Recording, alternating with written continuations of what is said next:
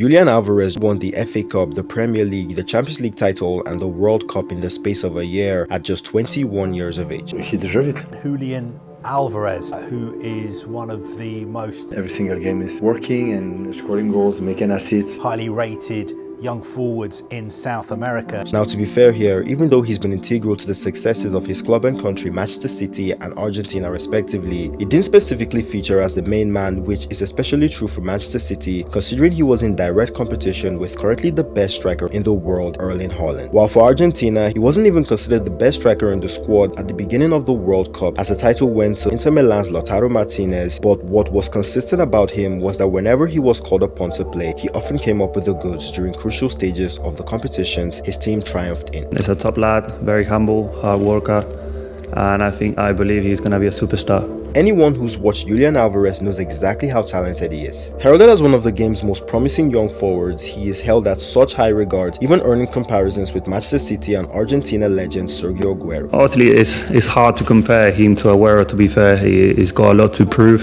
For much of the time he spent in the footballing spotlight, he's been seen as a player with massive potential. He's one of the players that actually grew up with posters of Messi on his wall. There's pictures of him as a kid with Messi as well. A world star in the making, but his recent exploits has shown that perhaps that potential future superstar has already arrived earlier than predicted and is now ready to take over. And for the miss from Gundo this year, we left, and unfortunately the injury from Kevin, he has the chance and he's used it. So now it's almost undroppable. With that being said, how exactly did Julian Alvarez manage to thrust himself into the spotlight this quickly, and how likely is he to fulfill his potential? This is the extraordinary rise of Julian Alvarez. After the turn of the millennium, on the 31st of January 2000, Julian Alvarez was born to Gustavo and Mariana Alvarez in Calchin, Cordoba, Argentina. Hailed by his people as a pride of Calchin, as a billboard back in his hometown suggests, Julian during his childhood was described by those who knew him as a very cheerful and joyous young boy. He grew up in a middle-class family alongside his two brothers Rafael and Agu Alvarez, both of whom, along with himself, were extremely passionate about football.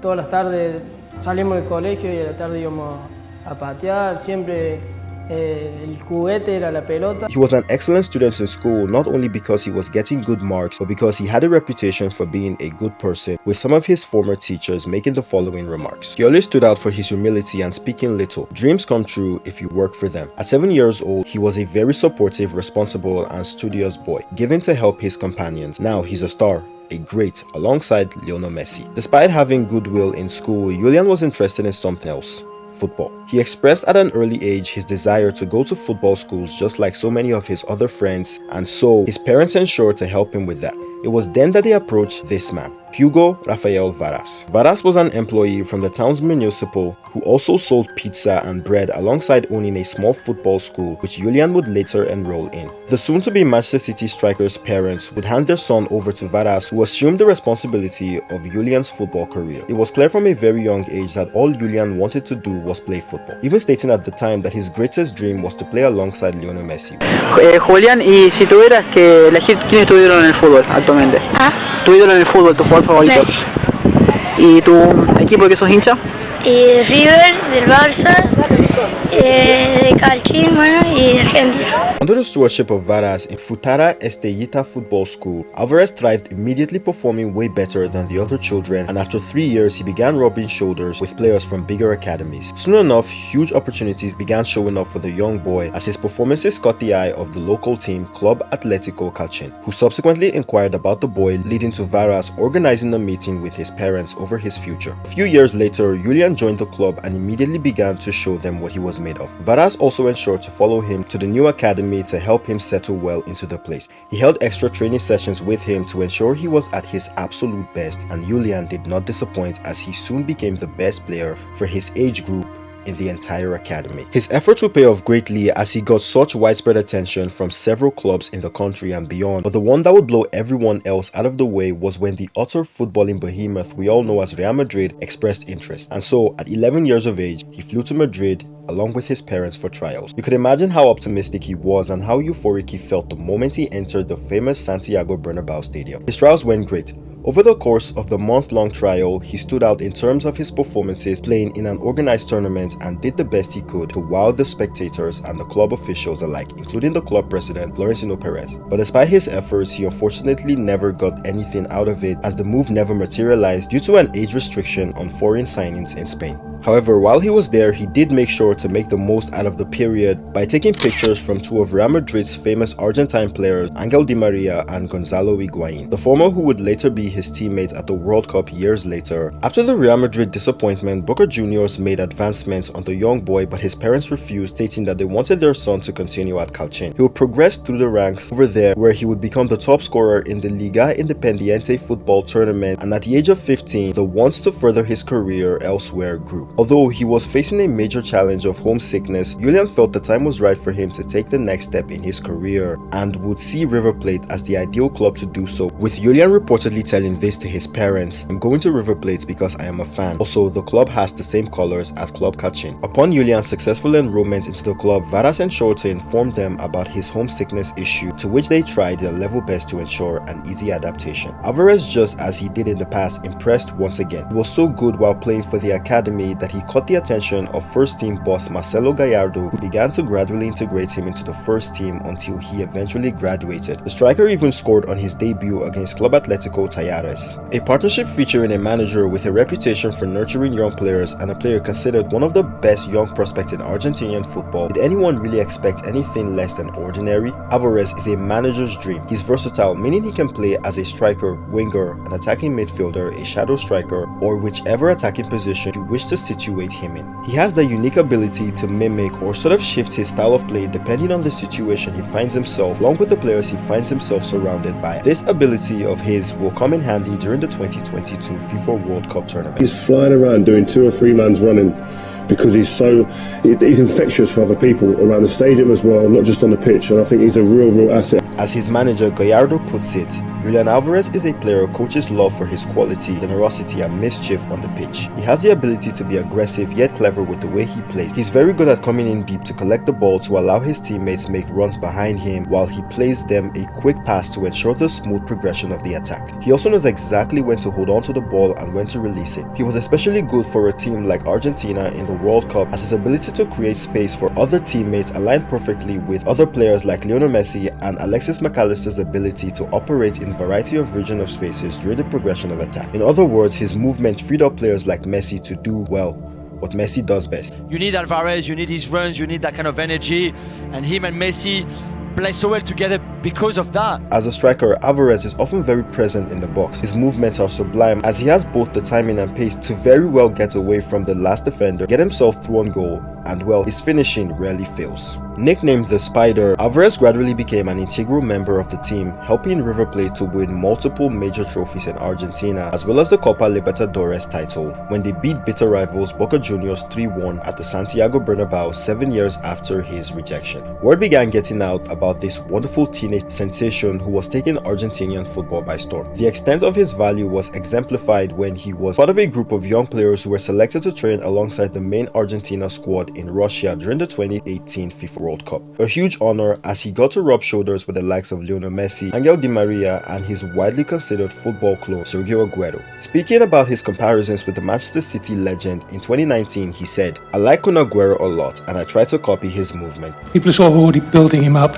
as like the next Sergio Aguero. Is that too much?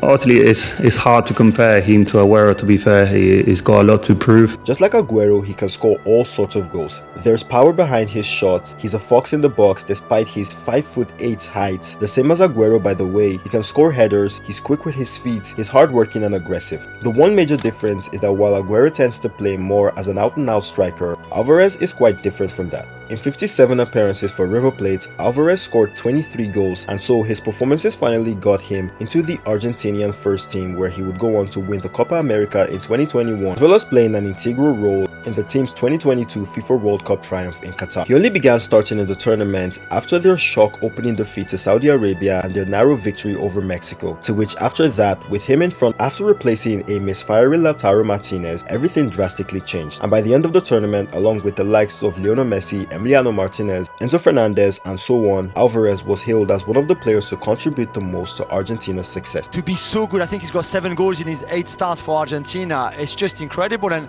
again, I don't think without Messi they wouldn't be here, but without Alvarez I don't think they would be here either. I think it's necessary for us to just back up and assess the true magnitude of what he pulled during this World Cup. He's gone into the World Cup after barely being a year since he was out of Argentina to represent his country. He's a young player who's not got that much experience of playing at the highest level, let alone on the grandest stage of them all, at least as football is concerned. During a period in which there was increased pressure from the nation of Argentina, as there always has been, but this time due to the fact that it could have been Messi's last chance to win the World Cup, and to still come on to start during the most crucial periods of the tournament and still put out amazing displays is truly commendable. The point is, in theory, Alvarez wasn't expected to be that good during the tournament, a sentiment even echoed by Messi himself. Nobody imagined Julian would have the participation and importance he has shown. The help he has given us has been absolutely spectacular. If Alvarez didn't turn out the way he did, it would have been completely understood. But for him to take the chance and made it his own was indeed spectacular. A lot of credit also has to go to the manager Lionel Scaloni, as himself along with his coaching staff has been excellent in ensuring the vibe in the dressing room was optimum for favoring the kind of unity and harmony necessary for fostering young players who were stepping onto that big of a stage. January of 2022,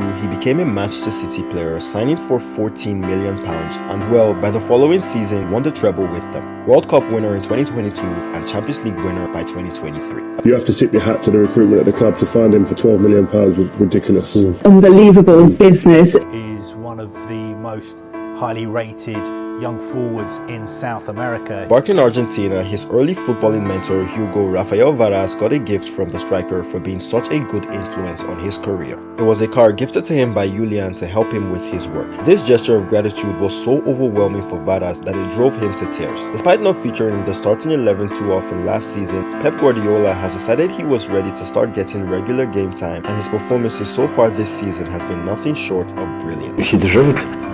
Every single game is working and scoring goals, making assists, so when that happened, he deserved it. The Manchester City boss has found a new role for him, a role in attacking midfield which utilizes his great movement as well as his unselfish nature to a maximum. The Man City boss has rarely missed a chance to comment on how impressed he is of the Argentinian's behavior whenever he doesn't play. He has a very calm exterior, a shy demeanor I might add, and has made him a very easy to work with player for his managers. And for the miss from Gundo this year, we left, and unfortunately injury from Kevin, he has the chance and he's used it, so now it's almost undroppable. He's just as flexible off the pitch as he is on it. The perfect dose of disappointment when he doesn't play, but always ready for the opportunity. Last season we had Ilkay Gundogan and Kevin De Bruyne. Right now with the injuries, he's had minutes and he gives us a lot of good things. That's why he's playing, but he has to continue. Many games, some games he won't play. Hopefully players come back and fight for positions.